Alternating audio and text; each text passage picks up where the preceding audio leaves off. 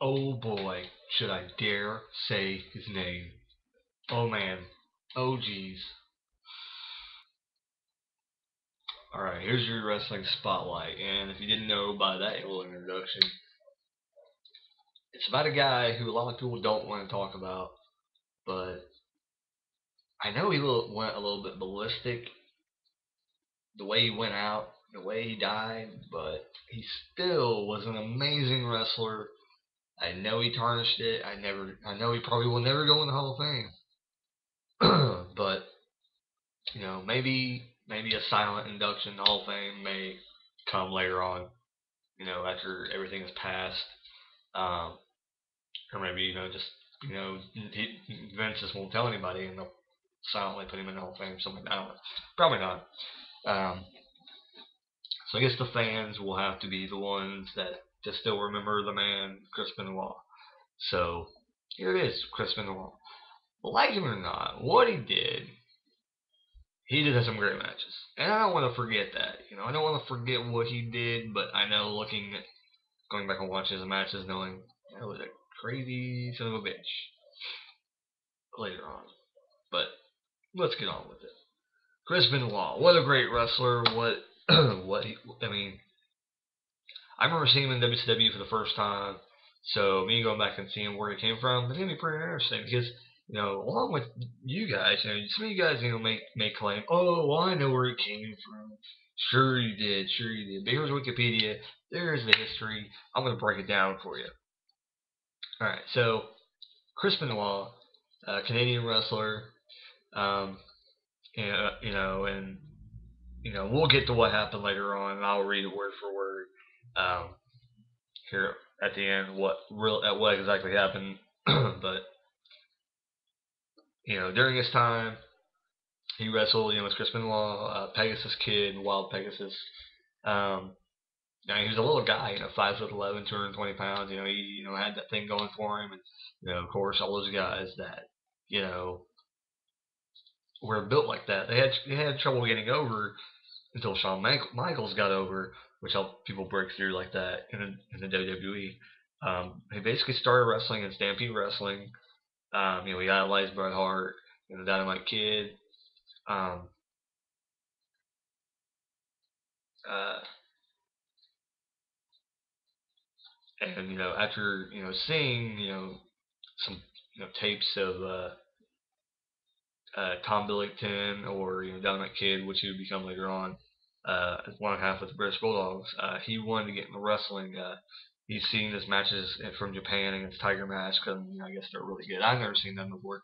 I guess Benoit said they were pretty good. Talk about how they were pretty good. That's how he got into wrestling profession. Um, and then when he was 15, he got to meet Dynamite Kid for the first time. Told him he wanted to be just like him. Uh,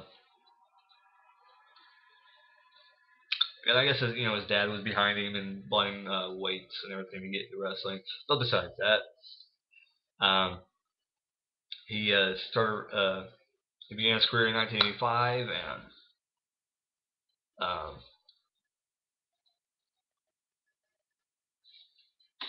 and I guess he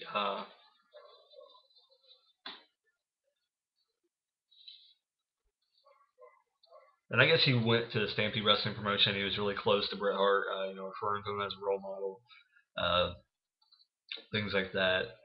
Um, and I guess they seen the connection that him and Billington had, Dynamite Kid, were uncanny, and he adopted a lot of moves from him. Um,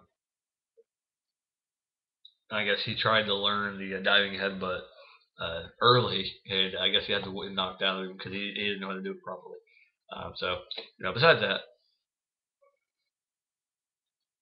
debut match was a tag team match on November 22nd, 1985, in Calgary, Alberta, Canada. And we teamed with the remarkable Rick Patterson, and they wrestled against Butch Moffat and Mike Hammer. And then Benoit won it. Benoit Patterson won the match. After Benoit pinned Moffat with a sunset flip.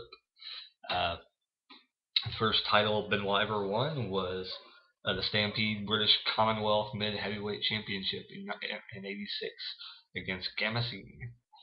During his tenure in Stampede, he won 4 international tag team, and 3 more British Commonwealth titles, and had a lengthy feud with Johnny Smith that lasted for over a year.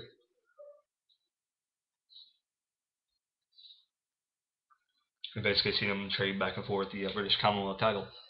Sorry about the yawning. Uh, 1989, Stampede closed its doors, and then later that year, um, because of Bad News Allen, which I believe we all know to be Bad News Brown, whole other video, um, he departed for New Japan Pro Wrestling. So he began the New Japan.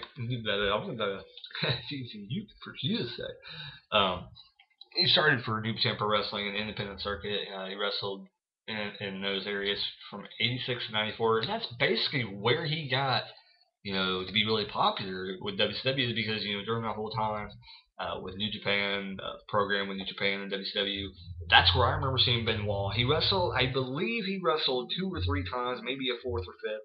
I'm not sure, but I remember him wrestling somebody, and they'll probably tell me here in a moment. But I do remember him back in the day, and when he showed up and actually started wrestling in WCW as a permanent figure, I was like, man, I remember that guy, and I like that guy. Because he made me think, I'm like, man, he's awesome. I hope he sticks around. And then he was gone after only wrestling, like a handful of matches. And I was like, oh, man, he was really good, though. And I want to say it was Fit Finley when Fit Finley first was around in WCW, because I think Fit Finley disappeared for a little bit when he first made it. When Fit Finley first made his debut, it's hard to say some of these words.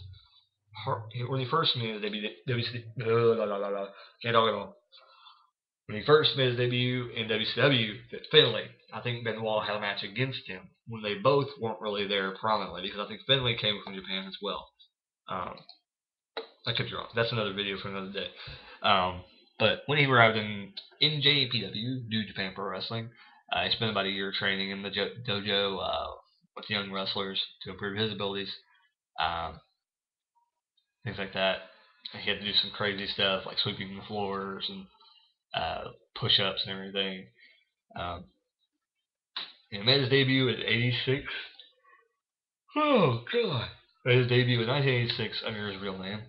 Uh, and then in 1989 he started wearing a mask and took the name wearing a mask and took the name Pegasus Kid. Um, and I guess it says here that he originally hated the mask, but eventually became a part of him. Um, and I guess he had under Pegasus Kid, he wrestled guys like Hushin Liger, Shinjiro Otani, uh, who you would find out later on in WCW. I think he became like the first cruiserweight champion in WCW.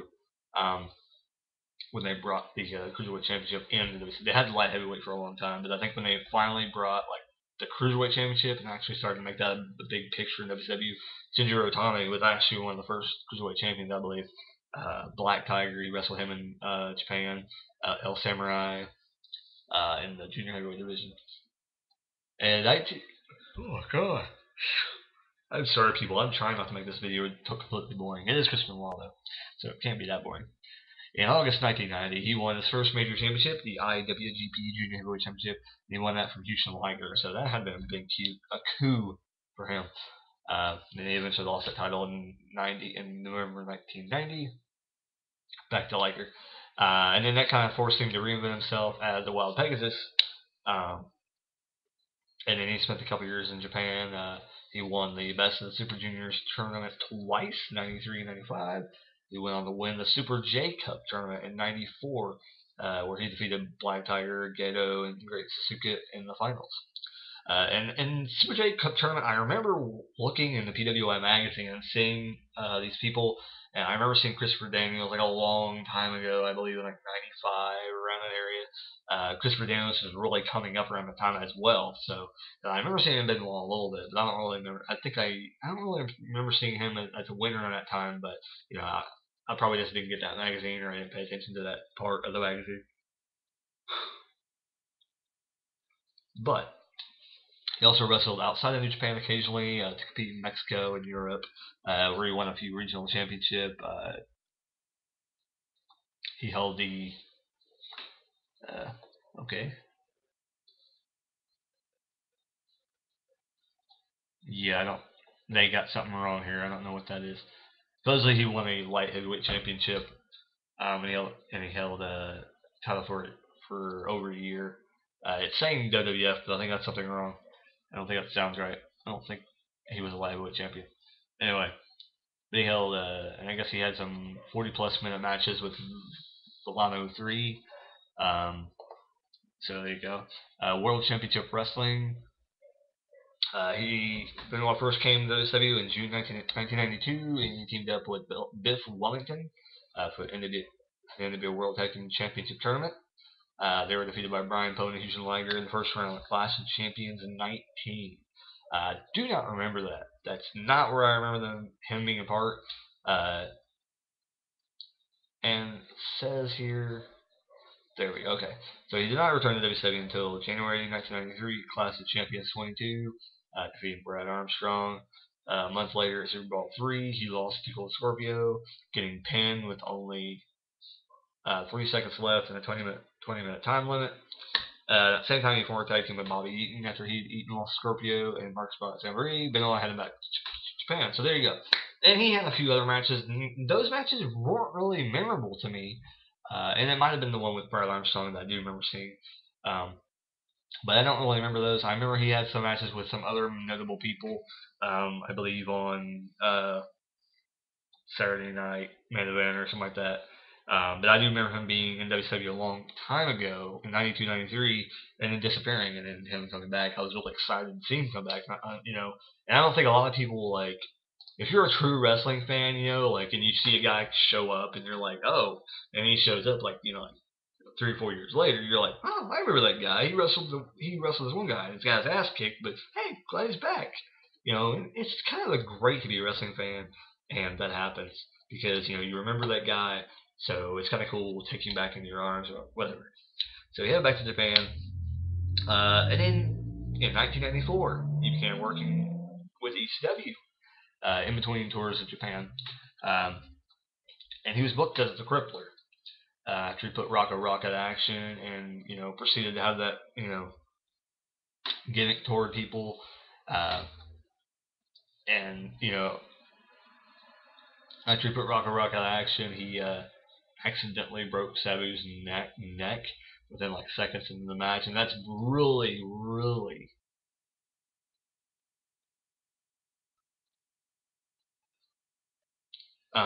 where that gimmick really stuck with Chris Benoit because he actually did cripple somebody almost. So so from then on, he was a crippler Chris Benoit, and that carried into uh, WCW. Um,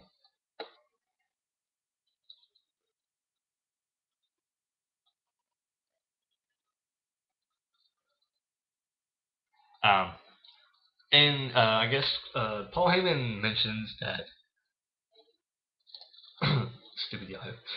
Anyway, but Paul mentions that he planned on using Benoit as a dominant heel for a long time, um, to be the ECW World Heavyweight Champion, him to be a long-term champion. But WCW called, and came knocking at the door. He didn't get to use it in time, and I believe Chris Benoit. I believe I saw somewhere that Benoit was injured at one time, so I think around that time, and that basically what stopped him too from doing that. Benoit and Malenko were ECW Tag Team Champions, um, and that was his first American title that he won. There was a triple threat stable, and in that he was with Shane Douglas, and there's somebody else in there too. I guess it says triple threat. But I don't know. There was somebody else in there. I don't remember who was in there. Shane Douglas. I think it was Francine and Benoit and somebody else. I think. Didn't say who was in there. Wanko might have been in there too.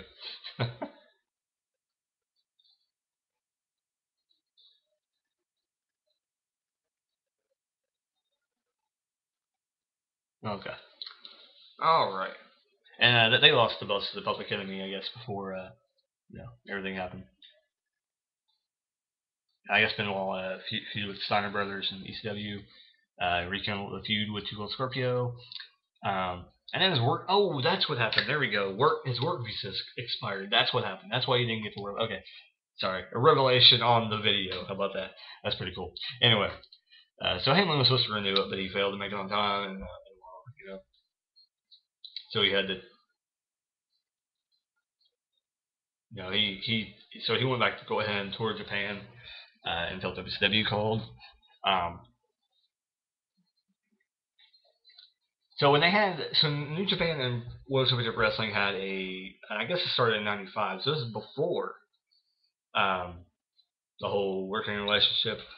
'95 is when the working relationship with New Japan started again, and talent exchange program. So Benoit signed with WCW in late 1995, along with a number of talent that came in from New Japan to be part of the storyline. Um, and like most people that came, they started in the cruiserweight division. Uh, and he wrestled a lot against the same guys he wrestled in Japan. It was WCW, and I can't stop yawning. Oh my god, no, that's annoying. Anyway, and at the end of '95, he went back to Japan and wrestled, in the Super J Cup second stage. Um,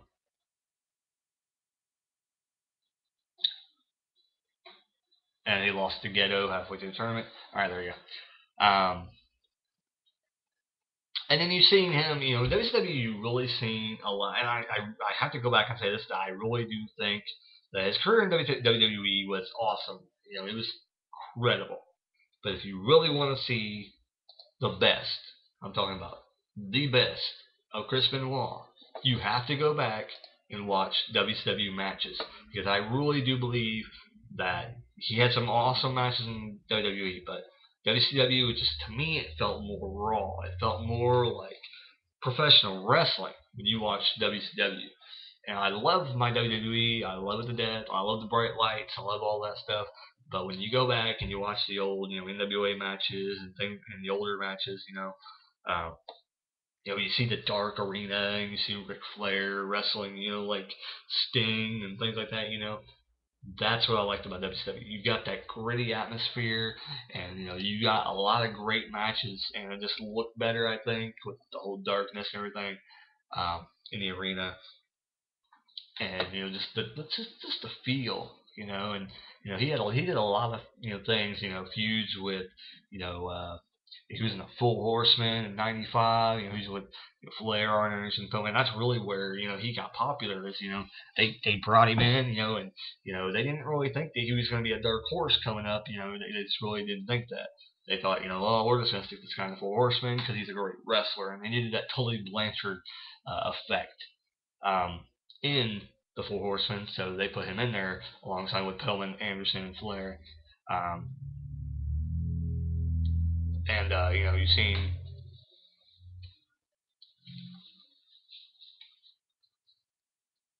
Oh my God! Not stop. Anyway, but you've seen Benoit have a feud with Booker T. Seen him have a feud with DDP while he was there. Fit Finley, he had a feud with him. The infamous the Best of Seven series with Booker T. I wasn't really a fan of Booker T in general. I never really have been a fan of Booker T in general, but that's for a whole other video. But not a big fan of that series. But that's what infamously he is known for. But I liked a lot of his matches when he was, wrestling with Dean Malenko and basically the Radicals when he was with that group wrestling with them in WCW. Um, and then he did win the world championship at WCW. I'll go through his accomplishments a little bit. Basically, what basically happened was, he got pushed to the limit, Uh, he won the world title, and then basically, they did something stupid, and they gave it to Sid Vicious afterwards, or something. It was something dumb. I might have been Jeff Jarrett. I don't remember, but it started getting stupid around that time anyway, and the four people that left was really, those people should have been pushed better. All those people, no matter what you say, Saturn did deserve to be pushed a little bit further than what he had been pushed. So you've seen the radicals leave and show up in the WWF, WWE, whatever you want to call it. Uh, Eddie Guerrero, Perry Saturn, Dean Malenko, Chris Benoit. They debuted in the WWF as a stable known as the Radicals. Um, and they they basically, it says here they aligned themselves with Triple H to become a heel faction, but I don't really remember that. But he won his first title after a month of being there. He pinned Jericho. Uh,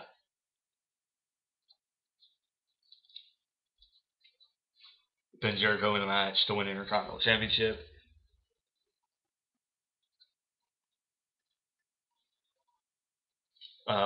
He challenged The Rock at Fully Loaded in July of that year for the World Championship. Uh, and then I guess a Fatal 4-Way match, Unforgiven that same year. So that's something I didn't really remember too much about. Um,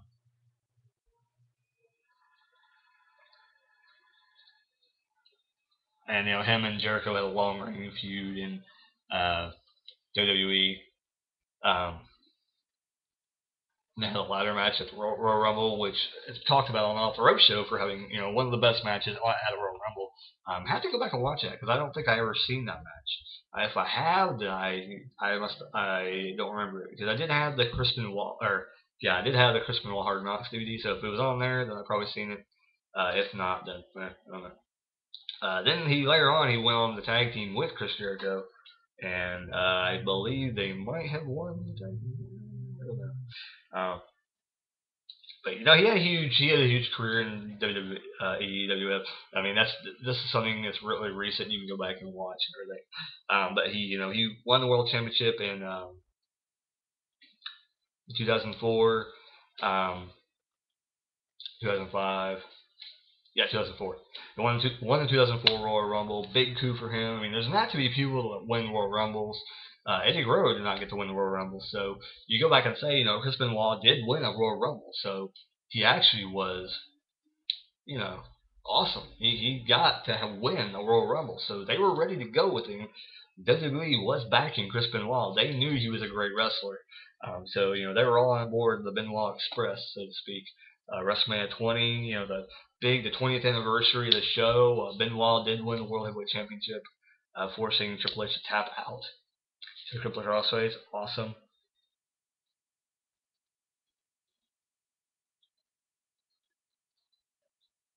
And it says here it was the first time a main event of a WrestleMania ended in submission, so that's something to definitely um, add that to his resume. And he was also instrumental in being in the new ECW that they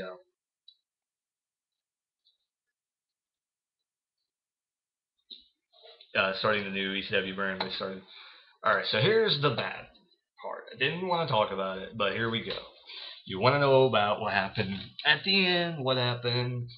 Double murder and suicide. So on June 25th, 2007, police entered Benoit's home on a welfare check after several missed appointments. Not led to concerns. The officers discovered the bodies of Benoit, his wife Nancy, and their 7-year-old son Daniel at around 2:30 p.m. Upon investigating, no additional suspects were sought by authorities. It was determined that Benoit had committed the murders. Over a 3-day period, Benoit had killed his wife and son before he hanged himself. His wife was bound before the killing. Benoit's son was drugged and likely unconscious before Benoit strangled him. Benoit then committed suicide with a weight machine. What a way to go. Anyway, um, wow.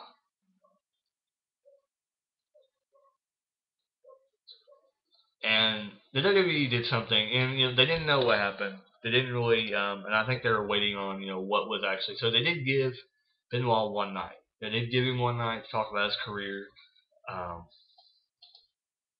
and I mean it certainly is a tragedy for we all don't know what happened. So I mean, all we know is something snapped in Benoit's head, and he went loco cuckoo. He went bye bye off the canyon, so to speak. So I mean, it's kind of good that they get to have one night to look back, and talk about Chris Benoit. They canceled a 3-hour show and basically did like a tribute to Chris Benoit. Um, and they showed his past matches and talked with superstars, and have played segments from the Hard Knocks DVD that came out around right after he won the world championship. Um,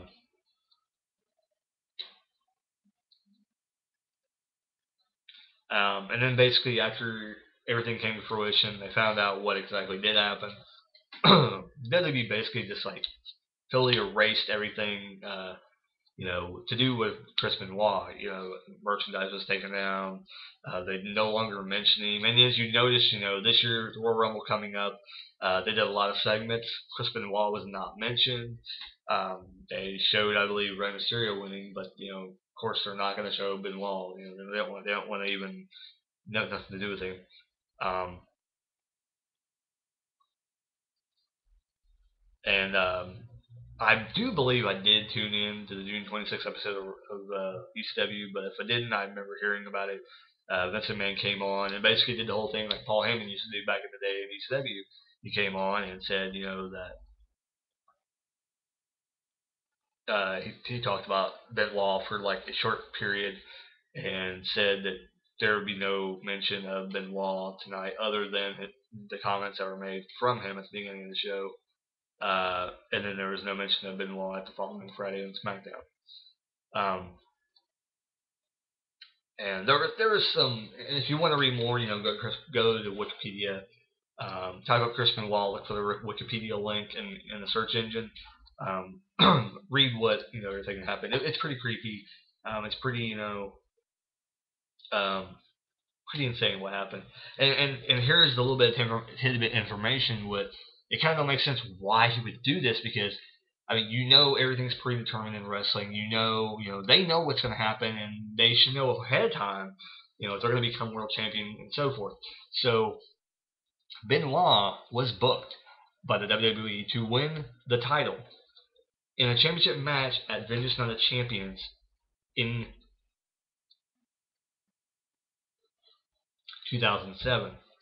So that leads you to believe that something happened. Like I said, it wasn't wrestling related because he was ready to be crowned world heavyweight champion again. So it couldn't have been wrestling related. It had to have been something outside of the wrestling that was affecting him.